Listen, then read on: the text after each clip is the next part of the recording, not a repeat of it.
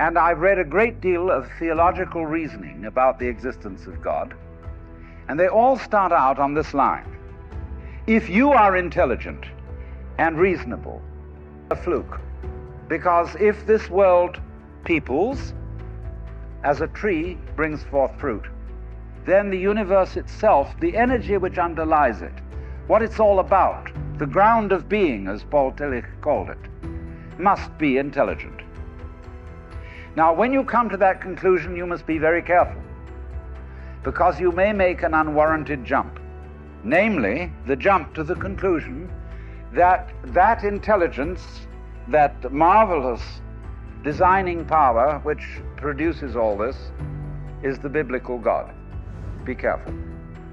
Because that God, contrary to his own commandments, is fashioned in the graven image of a paternal, authoritarian, beneficent tyrant of the ancient Near East. And it's very easy to fall into that trap. But nowadays, we are in rebellion against the image of the authoritarian father.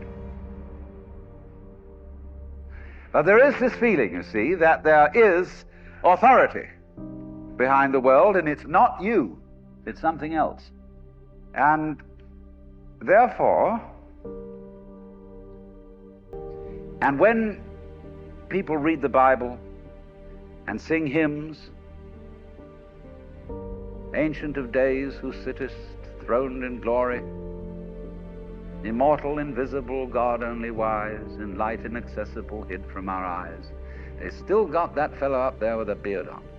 It's way in the back of the emotions.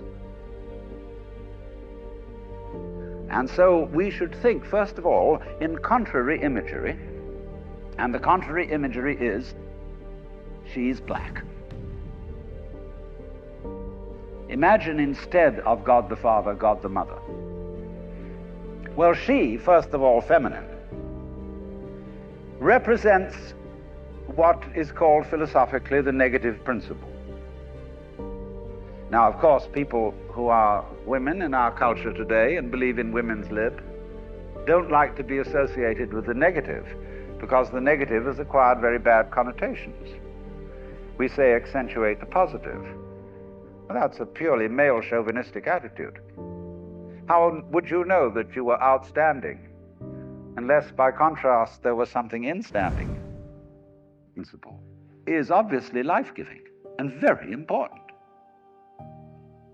But like a door slamming shut, but gradually, like a room dimming without anyone touching the lights.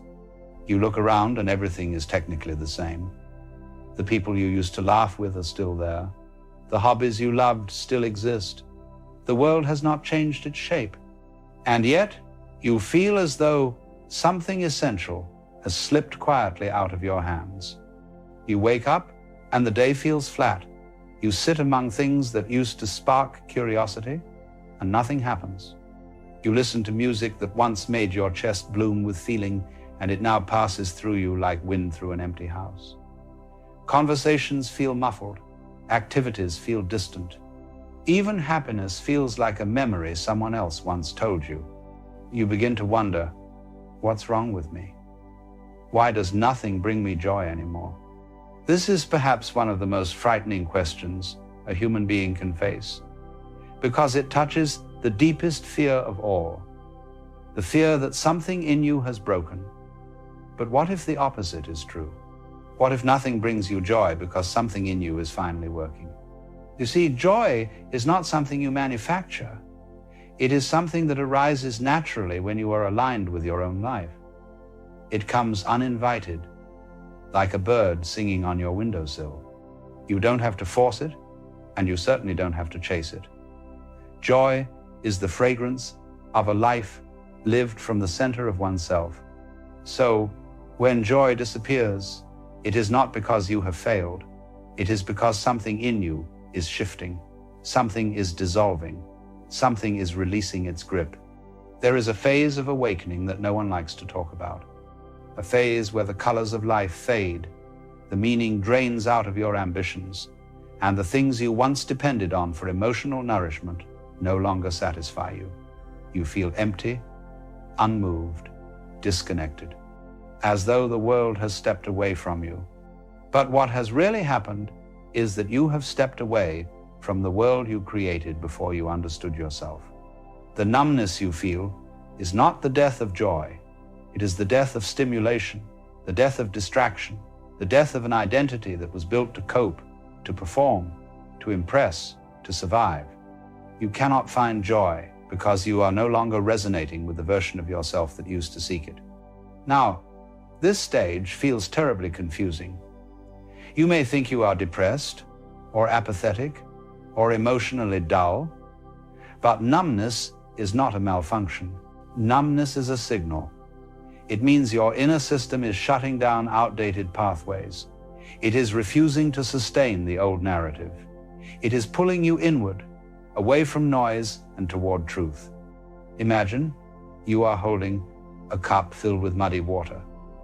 The more you swirl it, the murkier it becomes. But if you allow it to become still, the sediment sinks. Clarity emerges from quiet, not from motion. In the same way, your joy sinks when life is asking you to be still, not because joy is gone, but because clarity needs space to surface. The absence of emotion is not the beginning of despair. It is the beginning of purification. You see, the universe is remarkably intelligent, far more intelligent than the thinking mind. And when the life you have been living no longer matches the truth of who you are becoming, the universe does a very gentle thing. It withdraws your excitement for that life. It takes away your enthusiasm, your craving, your emotional reward system, not to punish you, but to guide you toward a larger horizon. You cannot stay in old rooms once your soul has outgrown them. But because humans fear stillness, you interpret this withdrawal as a problem. You chase joy harder, only to feel it slip further through your hands. You try to recreate old pleasures, revive old habits, repeat old patterns, but joy does not return. And the more you force, the more exhausted you become. You begin to ask, why can't I feel anything? But stillness is not nothingness. It is information. It is your inner being saying, you must stop now. You must listen. You must see what is really happening. The collapse of joy is the first sign that the old you is dissolving. The identity you built to survive your childhood, or to satisfy society, or to earn validation, or to keep yourself safe, its time has run out. And the dissolution of an identity always feels like the dissolution of feeling, because for a moment you do not know who you are supposed to be. You are no longer the person you once were, but not yet the person you are becoming. This in-between space is emotionally quiet, and in the quiet, joy hides, not because joy has left, but because it belongs to the self you are growing into, not the self you are shedding.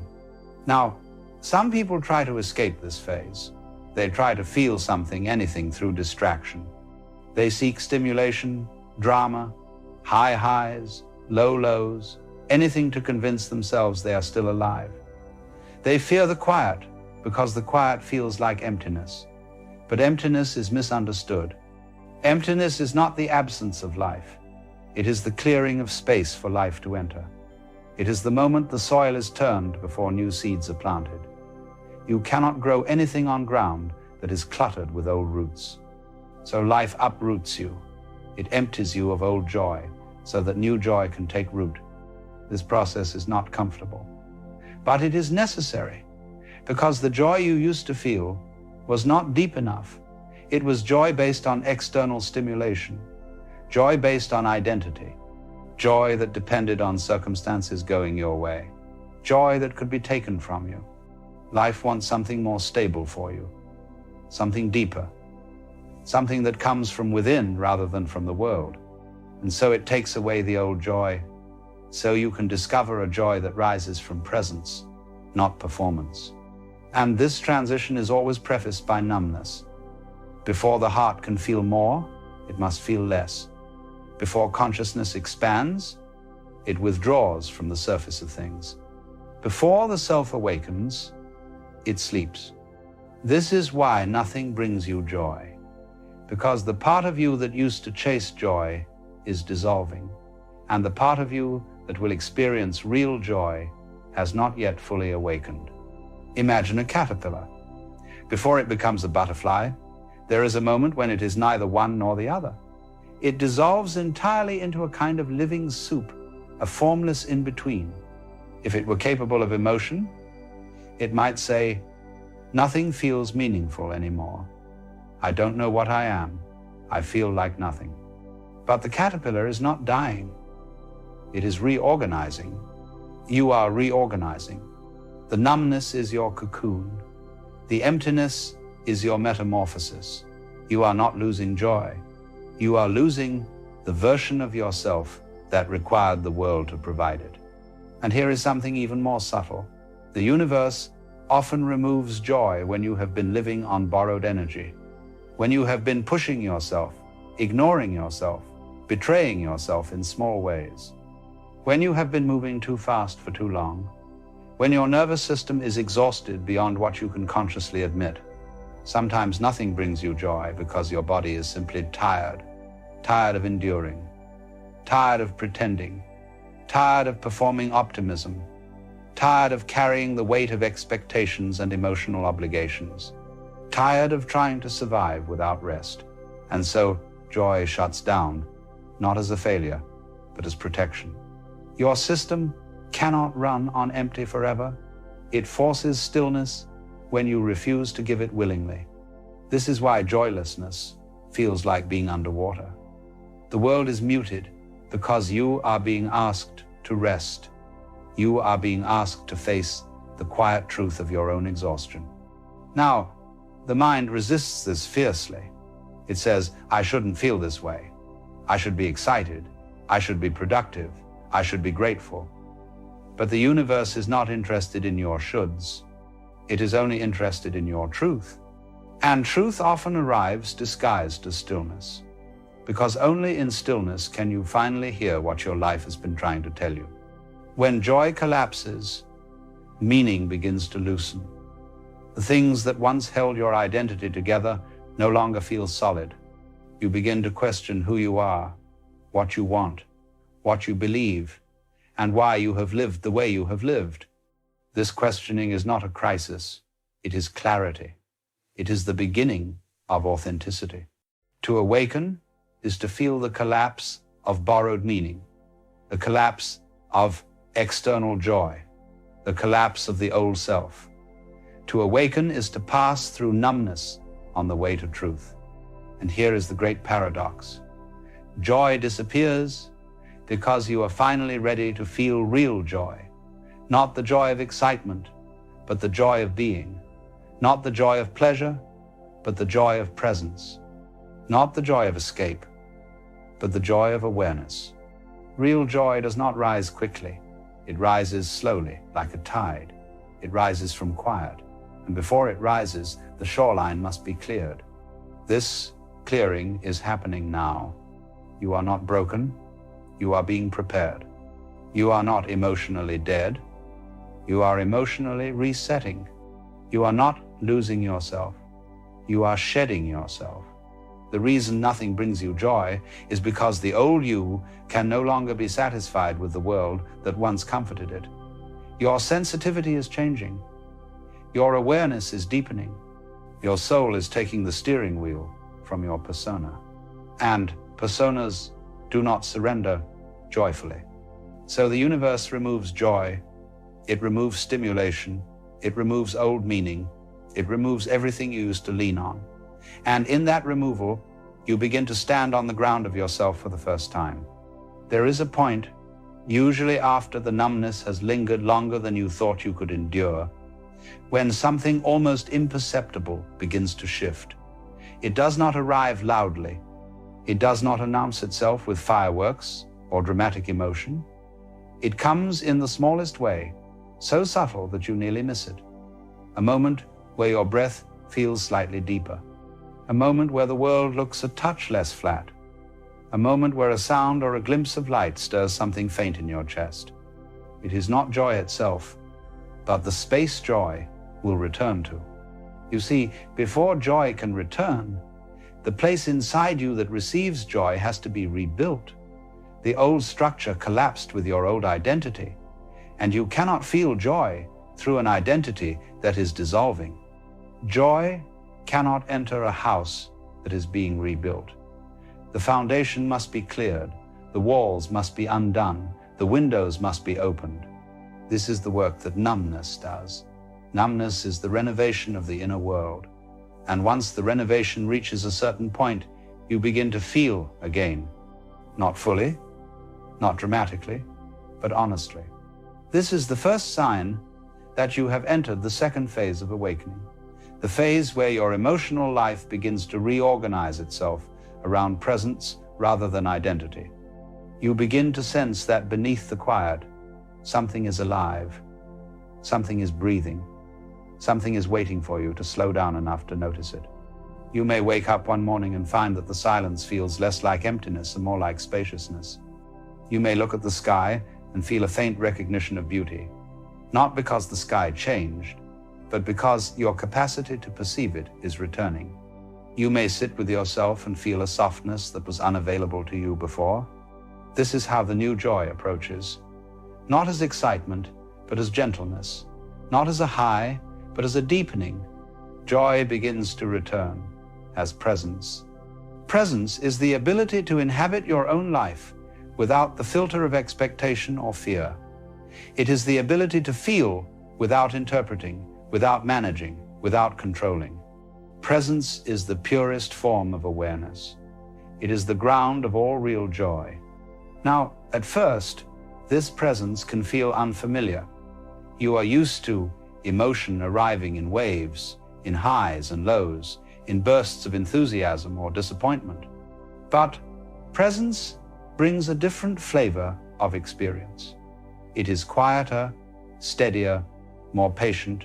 It does not intoxicate. It does not overwhelm. It simply reveals. And so joy shuts down, not as a failure, but as protection. Your system cannot run on empty forever. It forces stillness when you refuse to give it willingly. This is why joylessness feels like being underwater. The world is muted because you are being asked to rest. You are being asked to face the quiet truth of your own exhaustion. Now, the mind resists this fiercely. It says, I shouldn't feel this way. I should be excited. I should be productive. I should be grateful. But the universe is not interested in your shoulds. It is only interested in your truth. And truth often arrives disguised as stillness, because only in stillness can you finally hear what your life has been trying to tell you. When joy collapses, meaning begins to loosen. The things that once held your identity together no longer feel solid. You begin to question who you are, what you want, what you believe, and why you have lived the way you have lived. This questioning is not a crisis, it is clarity. It is the beginning of authenticity. To awaken is to feel the collapse of borrowed meaning, the collapse of external joy, the collapse of the old self. To awaken is to pass through numbness on the way to truth. And here is the great paradox. Joy disappears because you are finally ready to feel real joy, not the joy of excitement, but the joy of being, not the joy of pleasure, but the joy of presence, not the joy of escape, but the joy of awareness. Real joy does not rise quickly. It rises slowly, like a tide. It rises from quiet. And before it rises, the shoreline must be cleared. This clearing is happening now. You are not broken. You are being prepared. You are not emotionally dead. You are emotionally resetting. You are not losing yourself. You are shedding yourself. The reason nothing brings you joy is because the old you can no longer be satisfied with the world that once comforted it. Your sensitivity is changing. Your awareness is deepening. Your soul is taking the steering wheel from your persona. And personas do not surrender joyfully. So the universe removes joy, it removes stimulation, it removes old meaning, it removes everything you used to lean on. And in that removal, you begin to stand on the ground of yourself for the first time. There is a point, usually after the numbness has lingered longer than you thought you could endure, when something almost imperceptible begins to shift. It does not arrive loudly. It does not announce itself with fireworks or dramatic emotion. It comes in the smallest way, so subtle that you nearly miss it. A moment where your breath feels slightly deeper. A moment where the world looks a touch less flat. A moment where a sound or a glimpse of light stirs something faint in your chest. It is not joy itself, but the space joy will return to. You see, before joy can return, the place inside you that receives joy has to be rebuilt. The old structure collapsed with your old identity, and you cannot feel joy through an identity that is dissolving. Joy cannot enter a house that is being rebuilt. The foundation must be cleared, the walls must be undone, the windows must be opened. This is the work that numbness does. Numbness is the renovation of the inner world. And once the renovation reaches a certain point, you begin to feel again.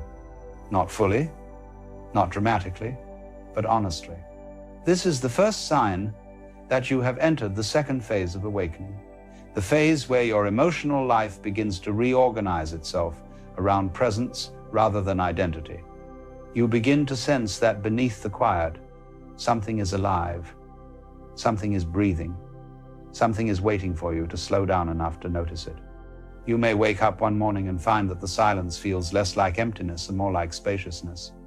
You may look at the sky and feel a faint recognition of beauty, not because the sky changed, but because your capacity to perceive it is returning. You may sit with yourself and feel a softness that was unavailable to you before. This is how the new joy approaches. Not as excitement, but as gentleness. Not as a high, but as a deepening. Joy begins to return as presence. Presence is the ability to inhabit your own life without the filter of expectation or fear. It is the ability to feel without interpreting, without managing, without controlling. Presence is the purest form of awareness. It is the ground of all real joy. Now, at first, this presence can feel unfamiliar. You are used to emotion arriving in waves, in highs and lows, in bursts of enthusiasm or disappointment. But presence brings a different flavor of experience. It is quieter, steadier, more patient. It does not intoxicate. It does not overwhelm. It simply reveals. You begin to see that joy was never lost. It was simply waiting for you to return. The return of joy is the return of truth, the return of alignment, the return of the part of you that was buried beneath effort and identity. It does not matter how long you have been numb. It does not matter how deeply you believe something was wrong with you. Life has been reorganizing you in the dark, preparing you, softening you, bringing you to a place where joy can be recognized again, not as a burst of emotion, but as the quiet radiance of being awake. You see, joylessness is not the opposite of joy. It is the purification of joy. It is the space where old meanings dissolve so new ones can emerge. It is the silence before the deeper life begins.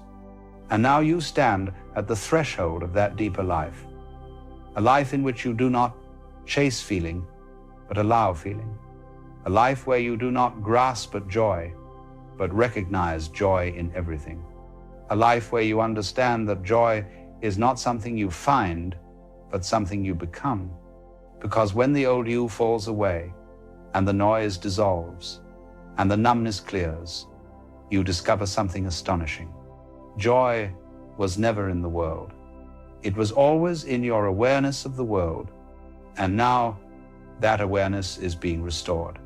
Not as it was before, but as something new, something deeper, something clearer, something truer. What returns now is not excitement. What returns now is not stimulation. What returns now is the simple miracle of being alive. This is the joy that cannot be taken from you. This is the joy that arises when you stop chasing and begin listening.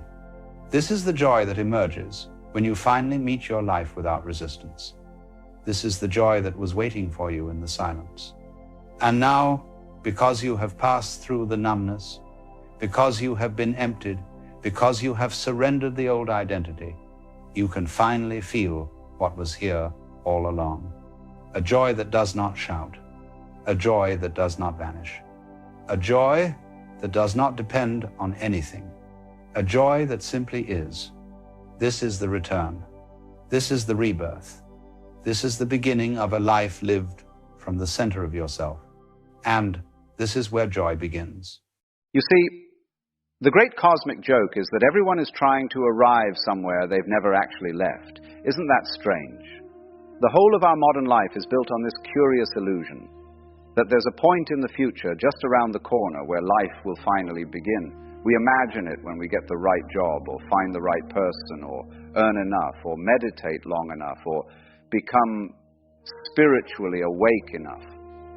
But as a matter of fact, the thing we're searching for is the thing that's already happening right now. Let me put it this way. You can't become what you already are, any more than a wave can become water. It is water.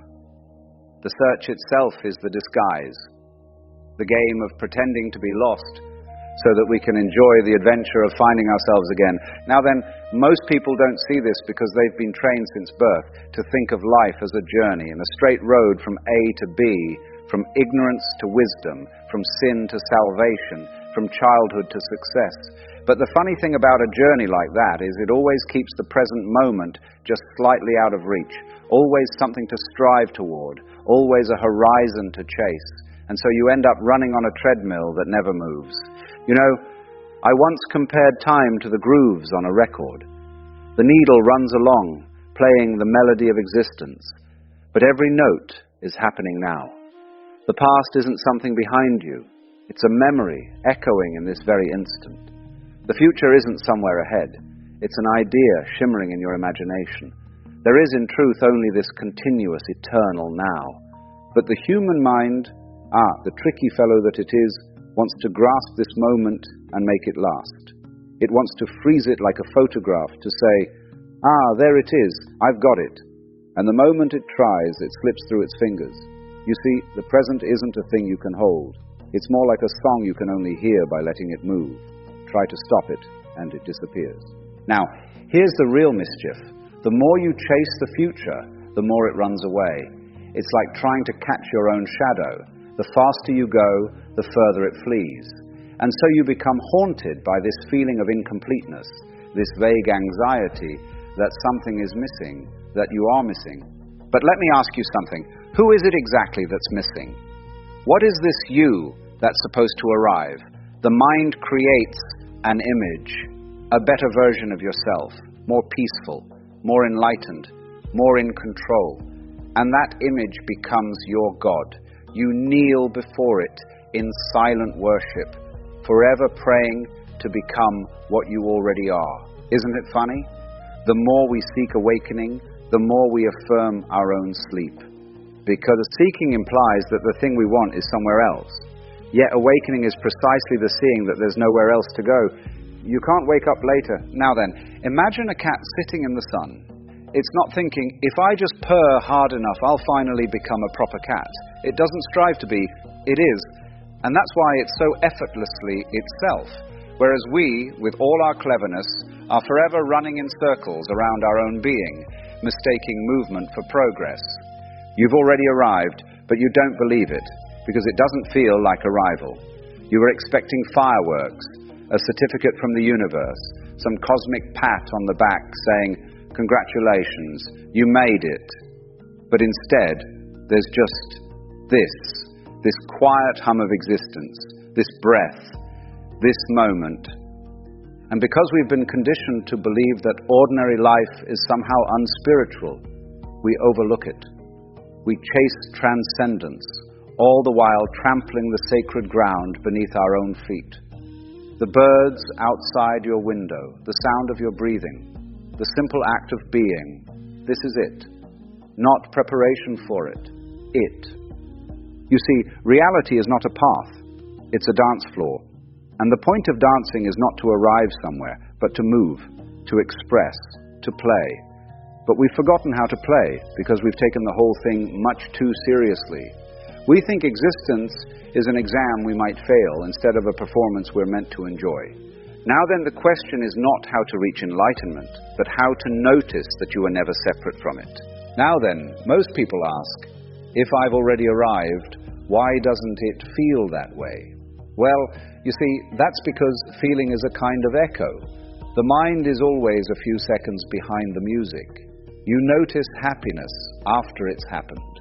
You recognize clarity once the clouds have already passed. In other words, you're always looking at life in the rear-view mirror, wondering why the road seems to move while you stay still. But what if the whole trick of life is that you are the road, that everything you've ever been chasing, peace, purpose, love, awakening, has never been ahead or behind, but simply here, wearing the disguise of the ordinary?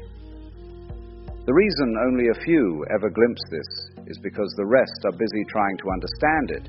The intellect, clever as it is, keeps chewing on the words like a dog with a bone, thinking that meaning is something you swallow rather than something you notice. You see, awakening isn't an achievement. It's the collapse of the one who thought he had to achieve it. Let me put it this way. A fish doesn't need to understand the ocean to swim, and you don't need to understand the present moment to live in it. But the moment you try to explain it, you step outside it, just slightly, like trying to see your own eyes without a mirror. Isn't it funny how we do that? We keep asking, what's the purpose of life, as though life were a riddle to be solved, when in fact, it's the solver who's the riddle. Life has no purpose apart from living, just as music has no destination apart from being played. If the meaning of a song were only in its final note, you'd never listen to the melody. You'd rush through it to get to the end. And that's precisely what most of us are doing with our lives. We hurry, we strive, we accumulate. Not because we need more, but because we're terrified of stopping. Stillness feels like death to the ego. Yet, it's in stillness that the self begins to dissolve into something infinitely larger. Like a drop of water returning to the ocean, it doesn't lose itself, it realizes itself. Now, the odd thing about awakening is that it's often mistaken for despair in the beginning, because when the walls of illusion start to crumble, you see how much of your life was built on make-believe. The stories, the roles, the endless performing, gone. And at first, that feels like loss. You think, my God, I'm disappearing. But what's actually vanishing is the mask, not the face behind it. You know, people say they want enlightenment, but what they really mean is they want to feel good all the time. But awakening isn't about feeling good, it's about seeing clearly. And once you see clearly, even your sadness becomes sacred. You stop dividing the world into good and bad, spiritual and unspiritual, success and failure. You see it all as one magnificent play, sometimes tragic, sometimes comic, but always whole. And here's the curious paradox. When you stop running from discomfort, it begins to soften. When you stop trying to fix the moment begins to breathe again. Because resistance is what makes life feel hard. The river doesn't struggle to flow, it only struggles when it meets the dam we've built across it. The dam of judgment, expectation, and fear. So, when I say, you've already arrived, I'm not inviting you to complacency.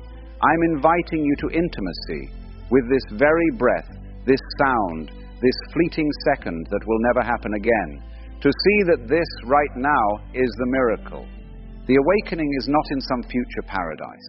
It's in this cup of tea, this heartbeat, this quiet awareness listening to my words. There's nothing missing. There never was. Now then, when you begin to see this, really see it, something inside relaxes for the first time. You stop trying to hold your breath in eternity. You begin to trust that life is carrying you, even when you don't know where. That's what I mean by arrival. It's not a destination, it's a surrender. You see, the reason so few people awaken is not because it's difficult, but because it's too simple. The mind is always looking for something complicated to do, some mountain to climb, some riddle to solve, and when it's told that the truth is already here, it refuses to believe it. It's as if someone spent years searching for their glasses, only to discover they've been on their nose the whole time. And isn't that funny? You can't see what's seeing. You can't stand apart from awareness to catch it. You are it. Awareness can never be grasped because it's doing the grasping. So the whole pursuit of awakening, all the striving, the techniques, the comparisons, that's the dream trying to wake itself up. It's perfectly fine as a game, you understand, but it's only a game. Because what you truly are doesn't need improvement, just recognition. Now, people often say to me, but if I stop striving, won't I become lazy, passive, indifferent? Not at all. You see, when action springs from understanding rather than ambition, it becomes graceful. It's like the way a tree grows or a river flows, without effort, without anxiety. The doing happens naturally once the doer stops interfering. When you know you've already arrived, you no longer chase experience like a collector chasing butterflies. You stop pinning the moment to the wall. You simply let it flutter, alive and free. And ironically, that's when joy returns, because joy was never lost. It was just smothered under all the trying. You begin to notice small things again. The pattern of light through the window, the taste of morning air, the laughter of a stranger on the street. You're no longer measuring them against what they should be. You're simply seeing, and that's awakening, not fireworks in the sky, but the quiet recognition that even the most ordinary instant is sacred beyond words. Now then, this realization doesn't make you special. It makes you real, because the one who thought he was special, the one chasing awakening like a trophy, dissolves. And what's left is just life, breathing itself, perfectly at ease. Now then, when you finally stop trying to arrive, you begin to notice that everything has already arrived. The clouds are moving without effort. The trees are swaying without purpose, and your heart beats without your permission. You realize that life doesn't need your supervision. It's astonishingly self-sufficient. Isn't it funny? We humans are the only creatures who think the universe can't manage without our advice. We worry about becoming enlightened, as though existence had made a terrible mistake by not consulting us first. But the stars aren't worrying, the rivers aren't worrying, even your breath, that subtle tide of in and out, goes on perfectly without you doing a thing. And this is the final irony. The moment you stop chasing awakening, awakening catches you. It was never hiding. You were simply running too fast to notice. It stands behind every breath, beneath every thought, whispering, "Welcome home." Now, what happens when you live from that realization? You stop acting out of fear. You stop performing life and start participating in it.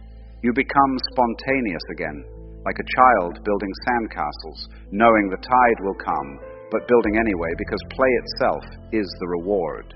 You stop demanding guarantees. You stop trying to outsmart impermanence.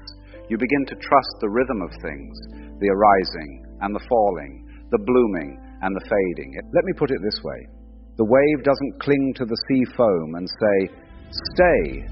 It rises, dances, collapses. And in that collapse, it finds its return. That's what you are. The universe playing at being a person disappearing into its own laughter. When you understand this, and I mean really understand it, a strange peace enters the heart.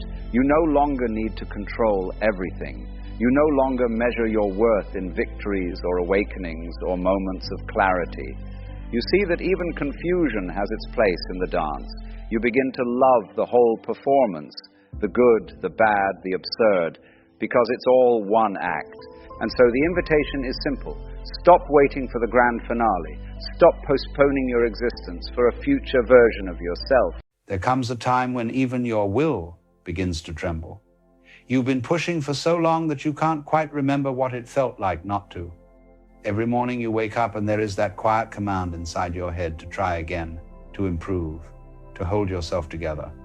You tell yourself you have no choice, that stopping would mean failure, that rest must be earned, but somewhere deep down, you can feel that you're becoming tired in a different way now.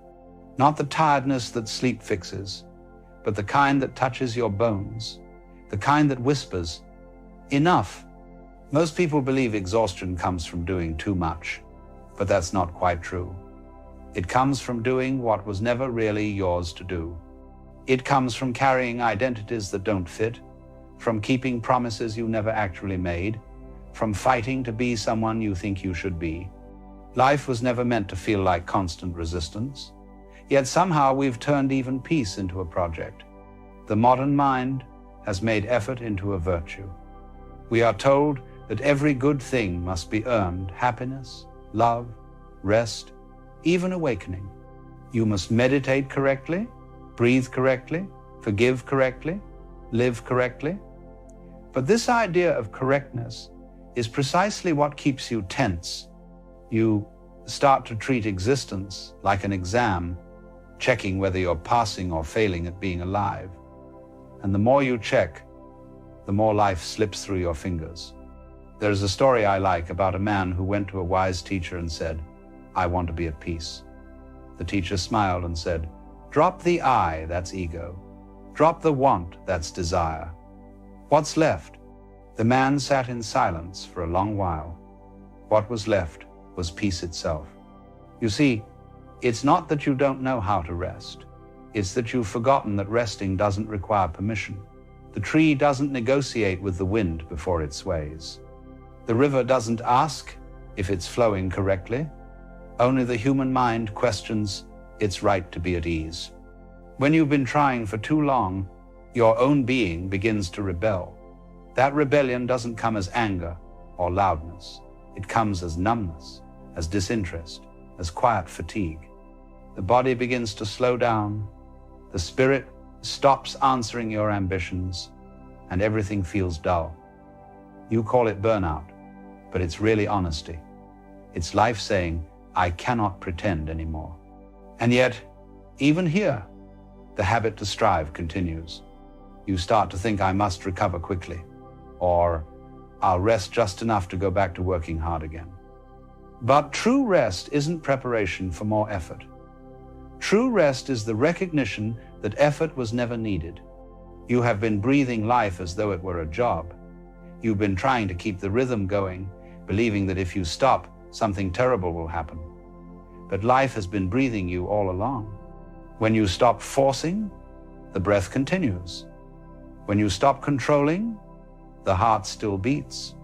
This is the beginning of understanding that trying is not the same as living. There's a strange beauty in realizing that you don't have to keep the world spinning. It spins on its own. You don't have to hold everything together. The universe already knows how. Think about a flower. It does not strain to bloom. It doesn't calculate when to open. It feels the warmth of the sun, and something inside it simply unfolds. That's what you are not the one making things happen, but the one being unfolded by life itself. So when you find yourself exhausted but unable to stop trying, you can begin by simply watching the trying. Don't try to quit trying, just notice it. Watch how the mind says, "Keep moving, keep fixing, keep improving," and see it as a habit, not a truth. In that watching, something miraculous happens. Awareness itself begins to rest. You realize that effort is a kind of resistance, a way of saying, "Life, you are not yet good enough." But what if life never needed to be improved? What if the moment you stop resisting it, it already becomes perfect, not in the moral sense, but in the whole sense? Trying to perfect life is like polishing a wave. The more you touch it, the more it scatters. When you stop meddling, the surface of the water becomes clear again, and in that clarity, you finally see what was always there, yourself. not as a worker or a seeker or a struggler, but as awareness itself. Awareness is effortless. It doesn't need to maintain itself. It doesn't wake up in the morning and say, I must continue being aware. It simply is. And that's the truth of who you are. You are not the effort, you are the space in which effort happens. The exhaustion you feel isn't a failure, it's a doorway. It's the body's way of guiding you home. It says, come back, stop running, nothing is chasing you. And when you listen to that invitation, something shifts quietly inside. The muscles unclench, the breath deepens, the mind stops asking what comes next. For a few brief moments, you're not a project, not a person trying to become. And when you listen to that invitation, something shifts quietly inside. The muscles unclench, the breath deepens. The mind stops asking what comes next. For a few brief moments, you're not a project, not a person trying to become. You're simply being. And that simple being, unadorned and unforced, is what you've been searching for all along. You don't have to earn rest. You are made of it. You don't have to deserve peace. You are already peace, temporarily disguised as a tired human being trying to remember where it went. When you understand that, the world doesn't need to change for you to rest. The circumstances don't have to improve. The people around you don't need to behave differently. You just have to stop holding your breath long enough to remember that life is not waiting for you to catch up. It has been carrying you the entire time. The beauty of surrender is that nothing actually stops. Everything continues, but without strain. You still work, you still love, you still face challenges, but they flow through you instead of against you. You begin to act from ease rather than toward it. And that, perhaps, is the quiet secret of all spiritual exhaustion. It isn't a curse. It's the universe's way of making you tired of pretending that you are in control. There's a moment that comes after long fatigue when even thought becomes soft. The voice that once urged you forward begins to lose its conviction. It still speaks, but its words don't land quite the same way. You should be doing more, it says. But it sounds almost tired of hearing itself. You start to notice the absurdity of how long you've been obeying it. You remember the countless times you pushed yourself because you believed something waited at the end of the road, the perfect day, the perfect peace, the perfect version of yourself. But the further you went, the more you realized there was no finish line, only a looping horizon. Every goal melted into the next one, and the moment you reached what you thought would be relief, your mind whispered, just one more step. You see, the game of self-improvement never ends because it feeds on its own dissatisfaction. It survives by convincing you that who you are right now is not enough. And as long as you believe that voice, you will never rest, not even for a breath. So the first act of wisdom is not to conquer that voice, but to recognize it for what it is, habit. It is not life itself. It is the echo of a world that believes worth is measured by motion. Every culture has its myth of progress. In the modern one, progress became a moral duty. We build faster machines, we write longer lists, we measure success by the number of things done rather than the depth with which anything was lived.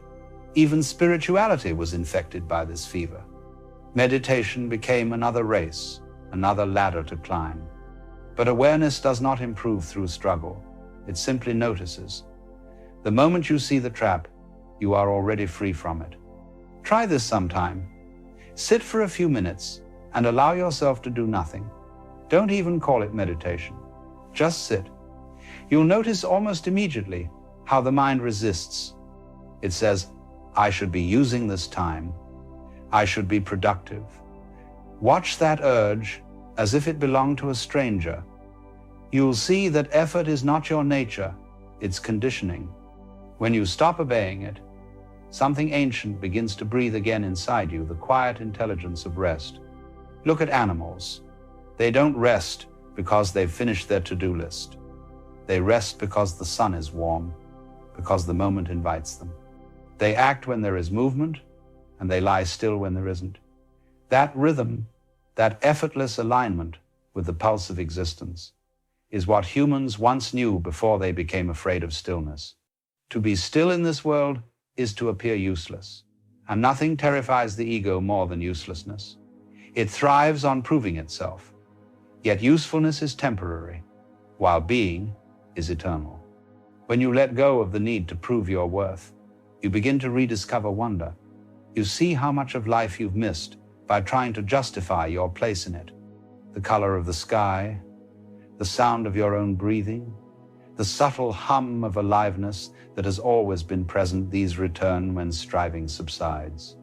And in that rediscovery, gratitude awakens.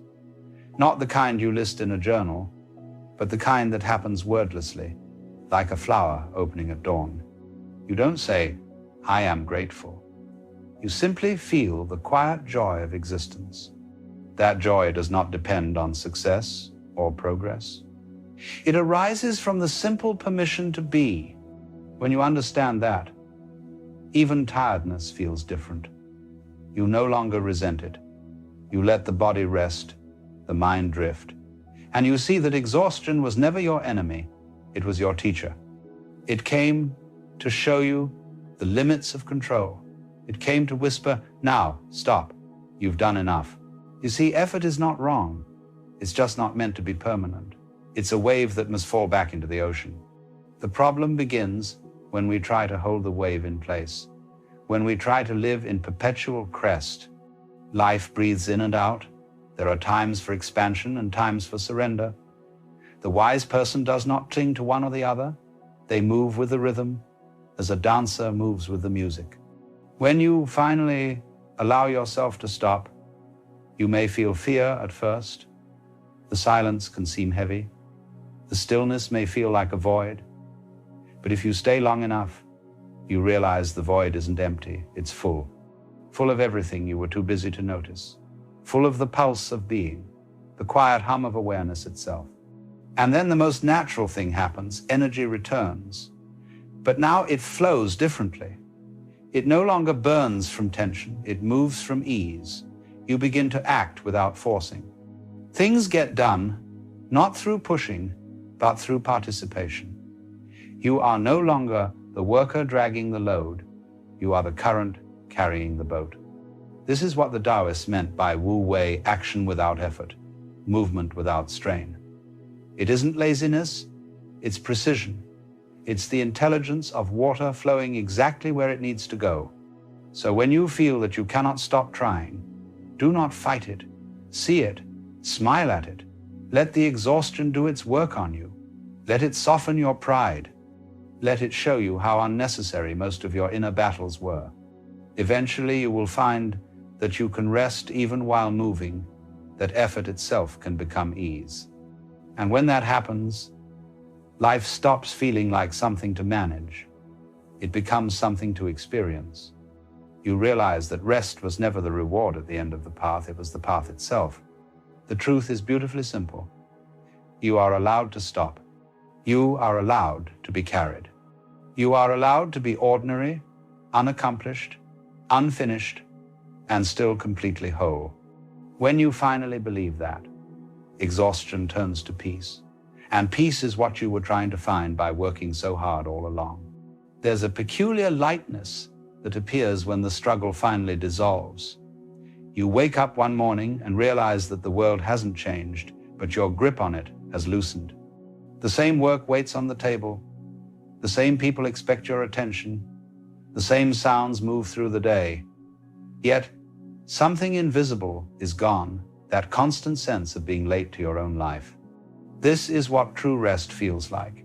Not absence of motion, but absence of resistance. The river still flows, the seasons still turn, but now you are moving with them instead of against them. You begin to notice that life was never meant to be wrestled into submission. It was meant to be danced with. When you stop pulling, it stops pulling back. It's strange how this understanding arrives. It doesn't come from new knowledge, but from finally growing tired of your own tension. You no longer need to convince life to cooperate. You start to trust that it already knows where to go. And in that trust, something ancient begins to return, the natural rhythm that was always beneath the noise.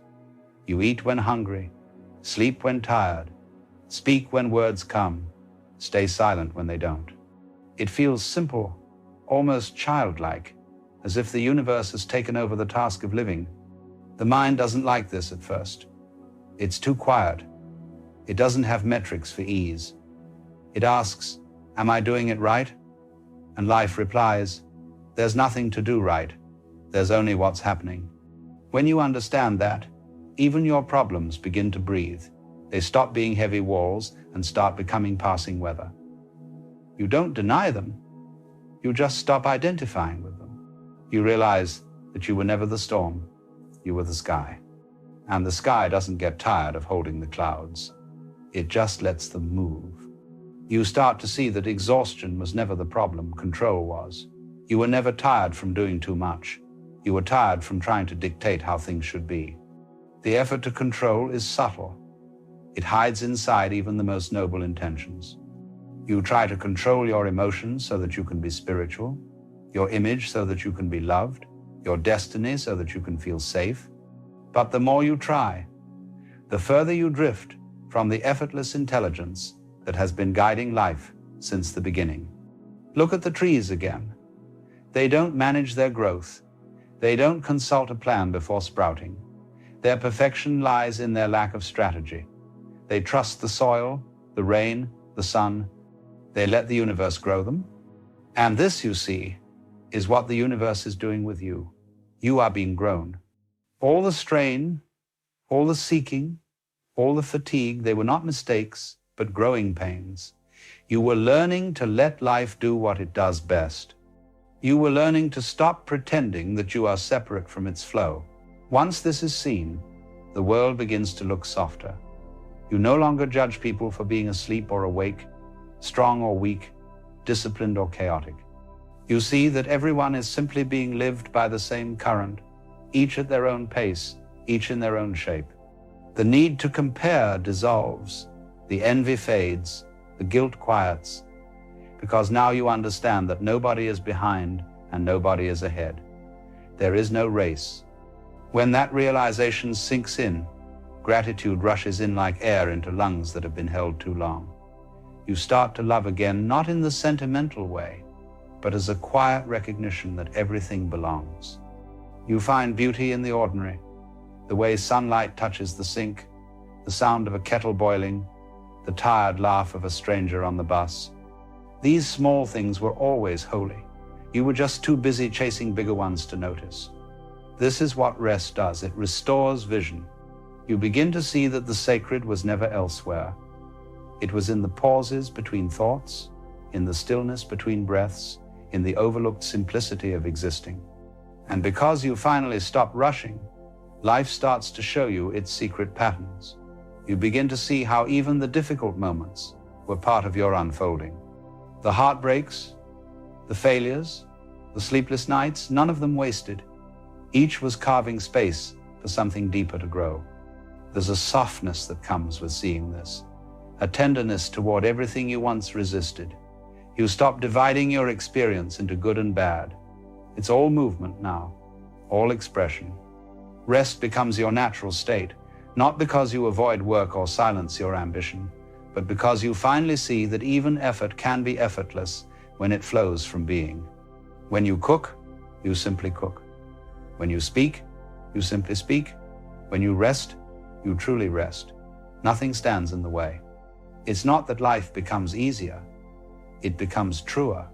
The most surprising part of this transformation is that it doesn't make you passive, it makes you alive. You act more clearly because you are no longer acting from fear. You create, but not to prove anything. You help others, not because you should, but because the impulse to give rises naturally from peace. You realize that when you were striving, you were actually trying to find permission to live. And now that permission has been given not by the world, but by your own awareness. The irony is beautiful. You spent years trying to reach a place that was never absent. The one who was seeking rest was made of rest all along. That understanding doesn't require effort to maintain. Once seen, it sustains itself. And so you walk differently now. You breathe differently. Even your tiredness feels sacred. You know that when fatigue comes again, it's not punishment.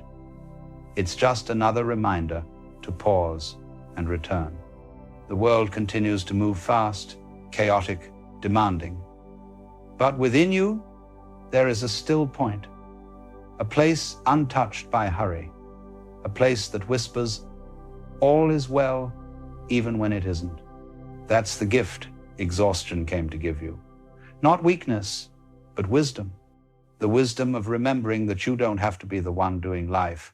Life is doing you, and it's doing it beautifully. You see, there's something rather peculiar that happens when you begin to wake up. When you stop playing the game quite so seriously, when you see through the great cosmic joke of it all, you become, how shall I put it, inconvenient. You become an irritation to those who are still fast asleep, still clutching desperately to their roles, their masks, their carefully constructed sense of who they think they are. It's not that you're trying to bother anyone. Quite the opposite. You're simply being. You're breathing. You're walking through life with a certain lightness, a certain freedom. But that very freedom, that very peace you carry, it disturbs something in others. It rattles their cages. And they don't even know why. Have you noticed this? You walk into a room, perfectly calm, perfectly friendly, and someone looks at you as if you've just insulted their entire family. You haven't said a word. You haven't done anything wrong. But your very presence seems to set off some invisible alarm in their nervous system. What's happening here? Why does your peace make them so uncomfortable? Why does your refusal to play the social games cause such strange reactions? Well, let me tell you what's really going on. When you awaken, when you see through the illusion of the separate self, when you stop identifying with the ego and all its desperate demands, you become a mirror.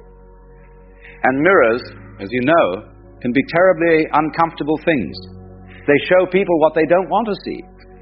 Not because you're judging them, not because you're trying to make them feel bad, but simply because you exist in a different way now. You're not playing by the old rules. And that makes the ego in others very, very nervous. So let's talk about the 5 ways people's egos will react to your awakening. Not so you can feel superior, mind you. That would just be your own ego sneaking back in through the side door. But so you can understand what's happening. So you can respond with compassion instead of confusion.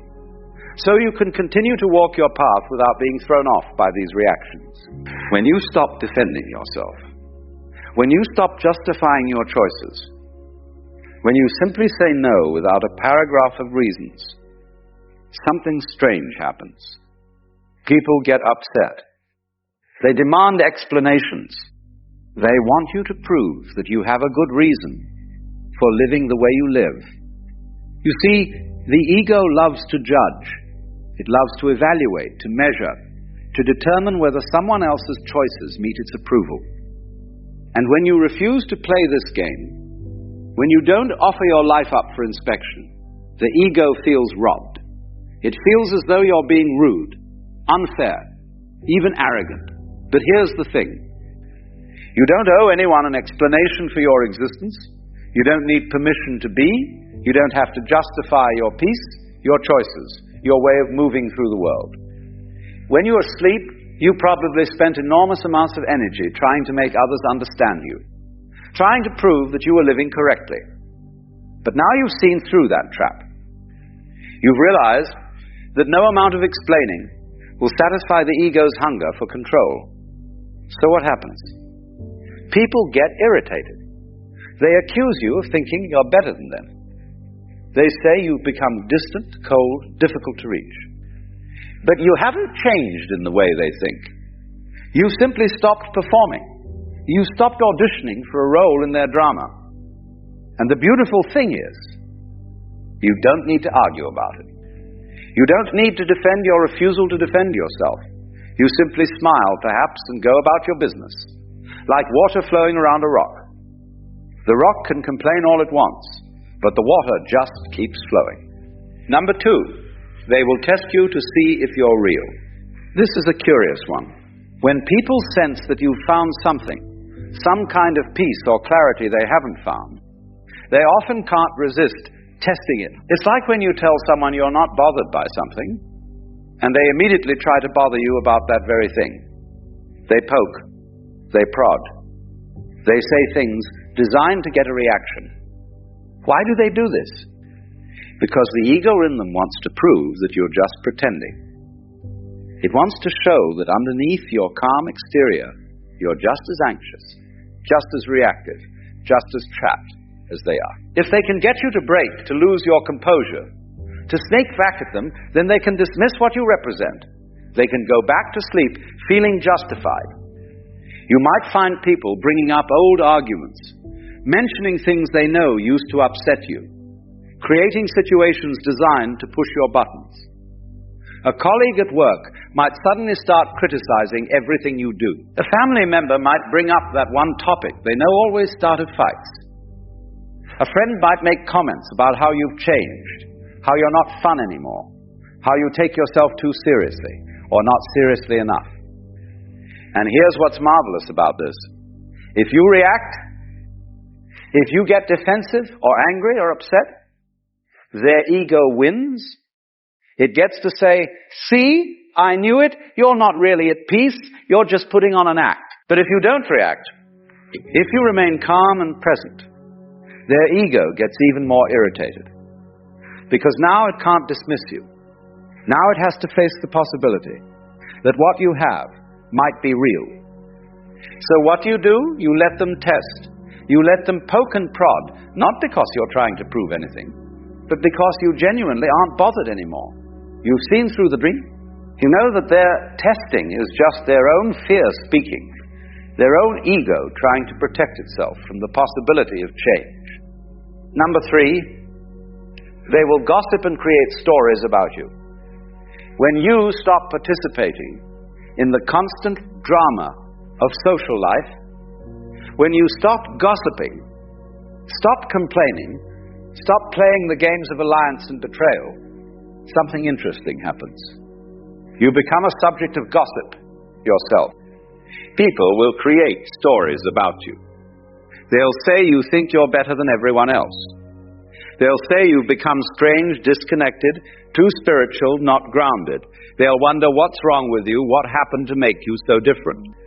And they'll discuss all of this behind your back, weaving theories and explanations for your behavior.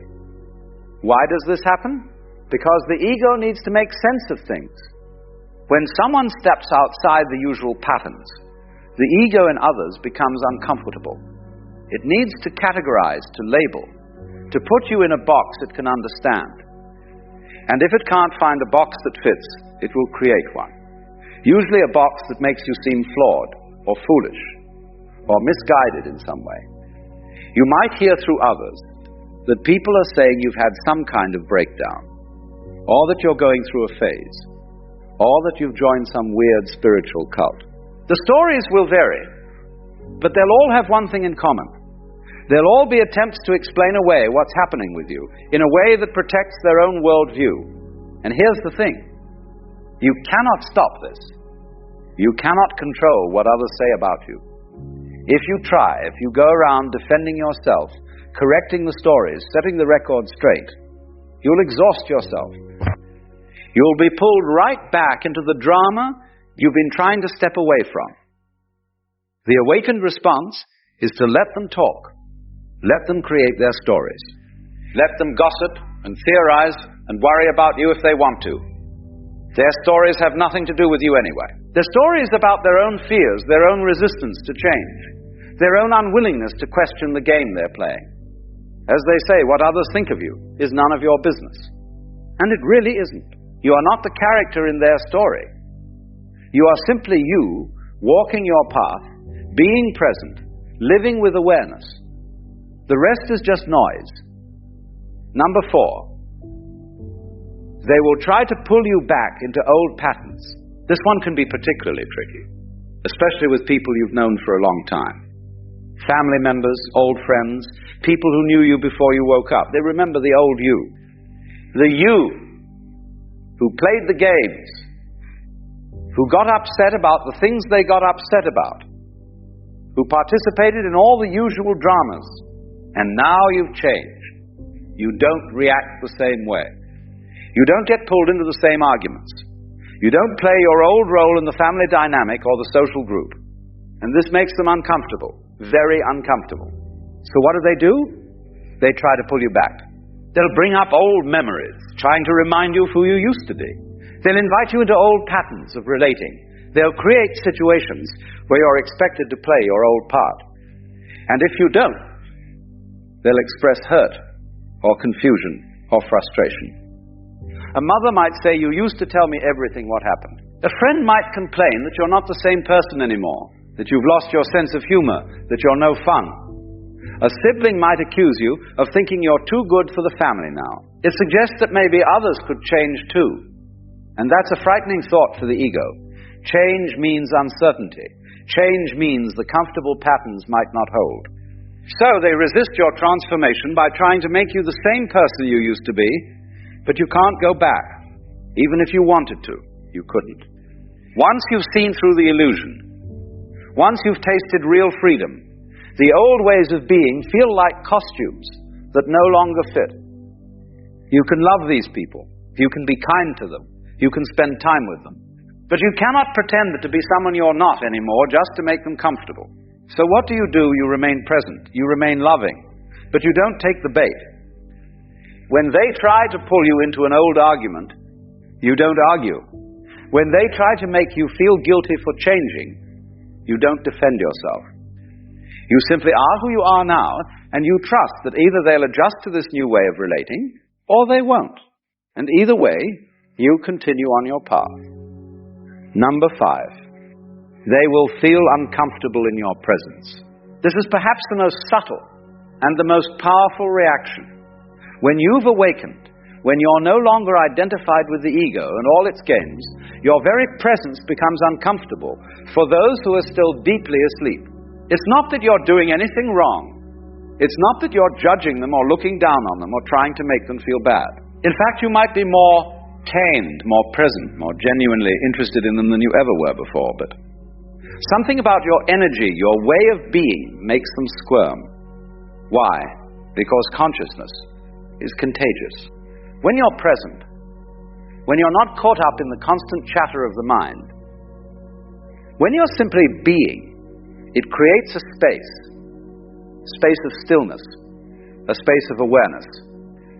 And in that space, other people's ego chatter becomes suddenly very loud to them.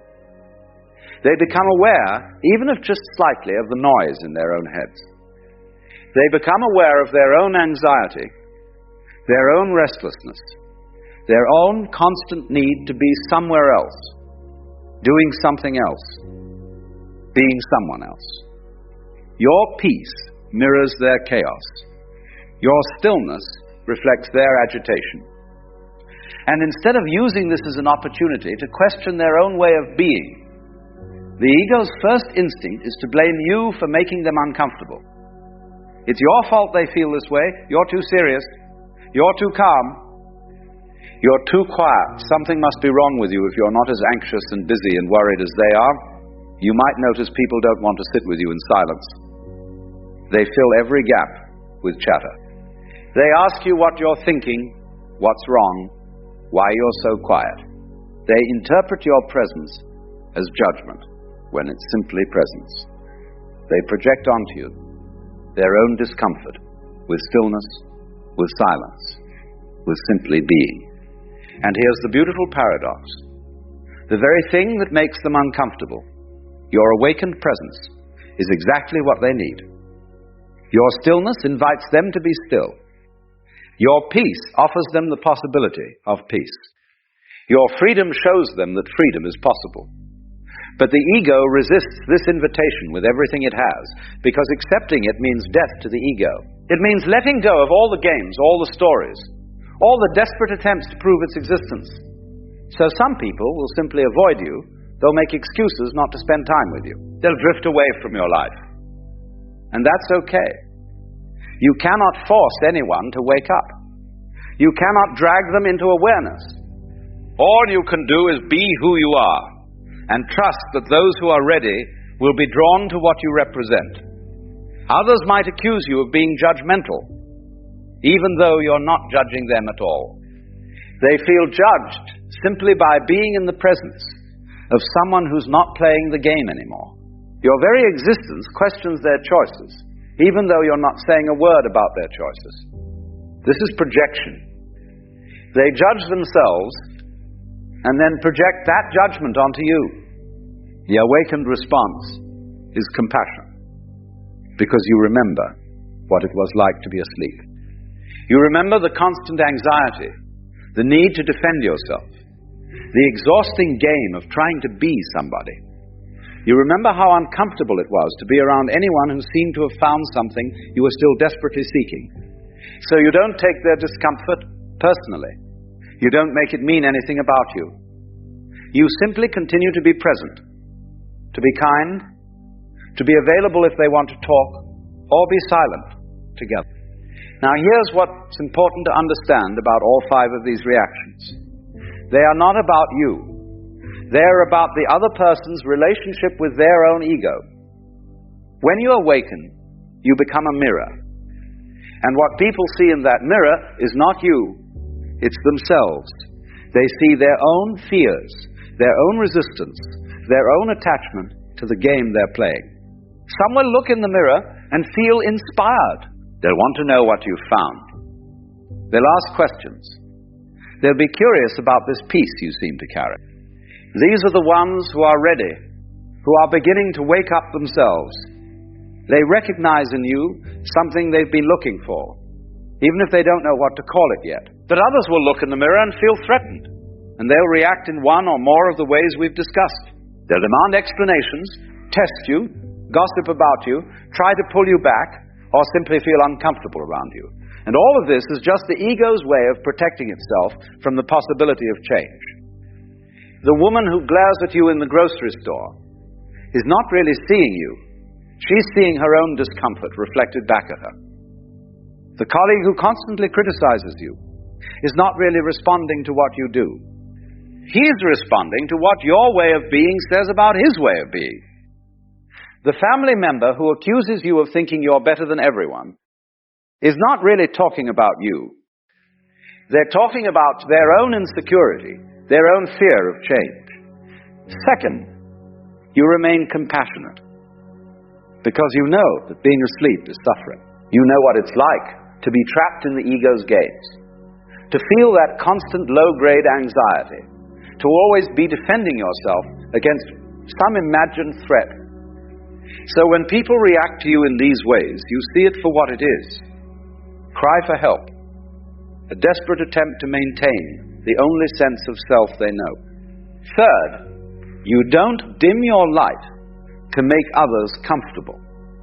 This is crucial.